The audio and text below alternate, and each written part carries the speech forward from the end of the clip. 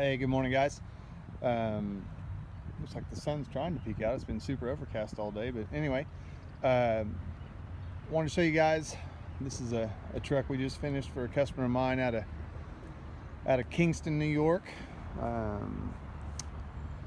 Mr. Van Cleek from a company called Gasland gave me the opportunity to build him a truck, and super happy the way it came out.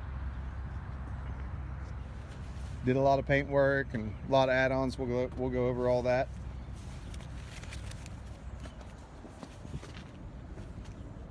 Obviously, you see it's got the Peterbilt stainless half fenders. Did a lot of lights and chrome panels on the back.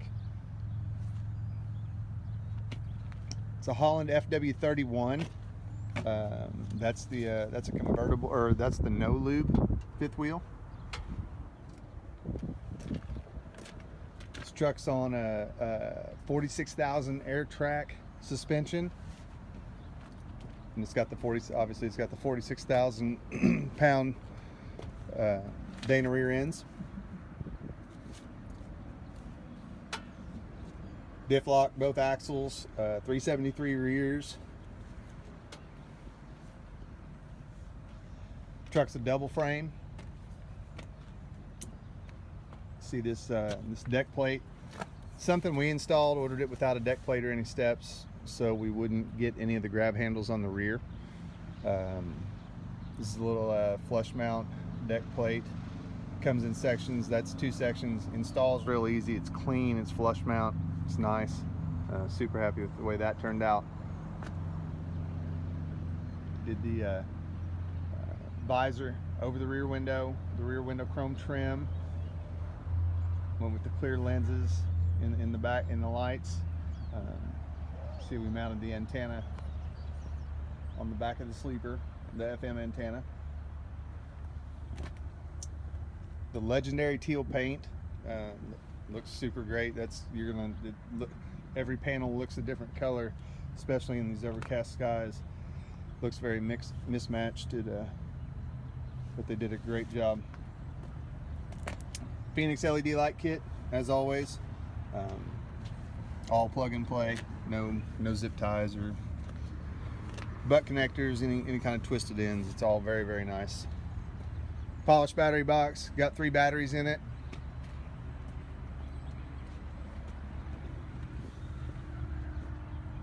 Front and rear LED lights on the air cleaners.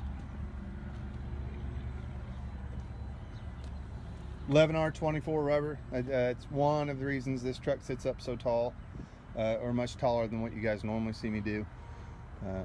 That air track suspension's tall, and you know, in a lot of our videos we talk about 3.5 inch or car hauler front axle. This one's really just standard. This axle sits 2.5 inches taller than most, 3.5 inches taller than most of your over-the-road trucks. Our normal 389 sleeper truck that we do for pulling a van or something like that, this truck just sits up taller. Pulling what it's going to pull, he can get off-road pretty easy, and ground clearance is a big deal. Another reason, the environment he's in.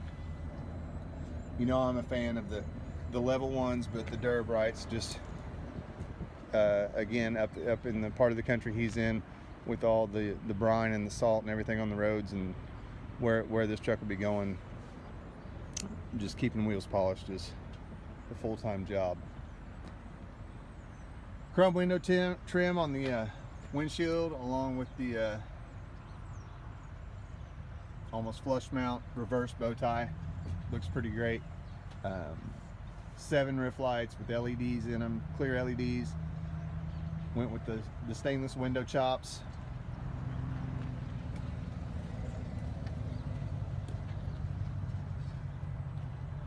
Of course, the DPF filter step box cover, it's polished. Something we don't do a whole lot. Signals on the mirror. I love the look. 120 gallon tanks on both sides. We mounted this step again, in order to keep this smooth with no handles, no rails, you have to order it without steps and access package for the deck plate. So we put the step and the deck plate on it. And with ordering all my trucks with bolts without hooks, just bolted right up to a spot that was already there. Didn't have to drill a hole. Perfect.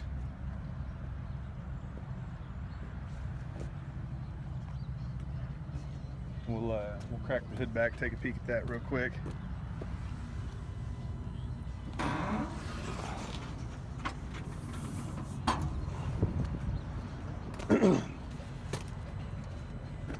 565 2050 torque X15 Performance Series Cummins. You guys know that's my favorite. Davco fuel filter, greasable spring pins.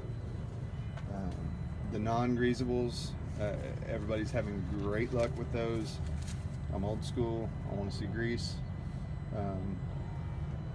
I do it on most of my trucks, but I don't ever talk about it. Aluminum bell housing on this one to save a little weight.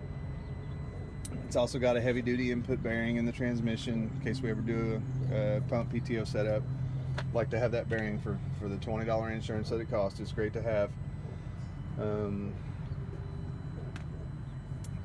Big air compressor, 37.4 versus the 18 CFM. Never really know what application all trucks are going in, but that air compressor is just something standard I put on all my trucks. I really think it's a good move. Again, on the front axle, it's a 13.2, rears are 46. Did all aluminum cross members on this one, and it's a heavy duty work truck, but we also saved a little weight here and there.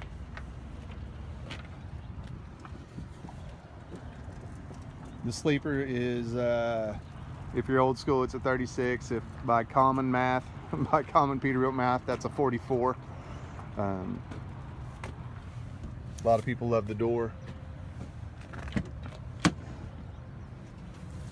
Gray interior in this one, went with rubber floors.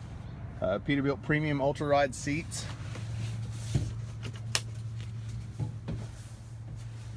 Very nice, very well loaded interior.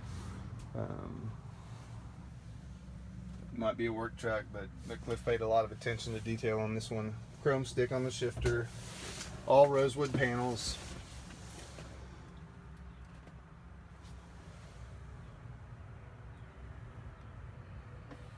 All bright bezel gauges. Factory CB like we do quite often. Good shot of that visor.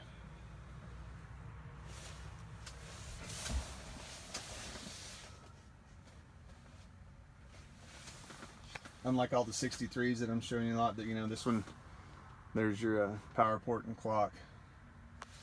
See the speaker mounted up there. A little storage under this bunk. It's tight, but this is not something that's going to be over the road, coast to coast. It's going to stay local, regional. So that's really all the sleeper they need.